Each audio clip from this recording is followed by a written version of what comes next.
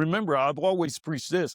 If your money stops every time you stop, you need a better plan. Seriously, if your money stops every time you stop, you need a better plan. If you own assets and equity, your money doesn't stop. You could just say, well, I'm not going to work for the next few years.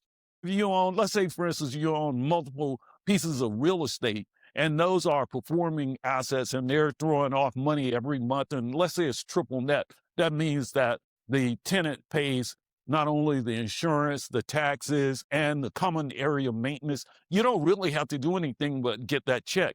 And every year when you own real estate, because they're not making new real estate, then the property goes up or appreciates in value. That's another thing I want to talk to you guys about, appreciation, whereas you can force the appreciation. That's called force, and in real estate, it's called forced appreciation rent multiplier. You go in and you find a building, you fix it up really nice, and you bring in, you set it up as a dental office, and then you can go back and get it reappraised, and now the value is up much higher. You can do the same thing with equities. You know, if you start from ground zero, you have no patience, and then 3 years later, the practice is doing $3 million.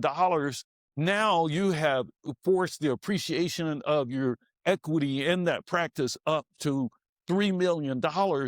Now you have something that is worth something in the market, and you can trade. And then people want to come in and buy that, but they don't want to buy your jobs. And if everything is dependent on you, they're afraid of that because you can die. Matter of fact, someone in the parking lot outside died in the car while we're in here getting ready to shoot. We find that the coroner is outside. Somebody went in the car and they just died. Now, what if they were the business owner and everything depended on them? Nobody really wants to buy that business because now they died in the car and now they're not there to keep the business going. So you have to develop the business and the processes and so forth so that someone else can come in and it just keeps going.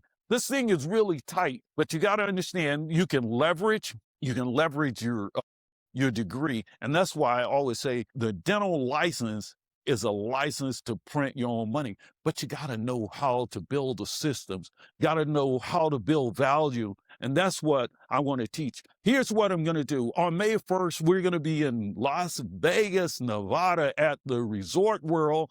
There's Hilton there. They have 3 hotels. We're going to be at the Hilton at the entrepreneurdentist.com. I want you to be there. We're doing a full day. I got some dynamic speakers along with me.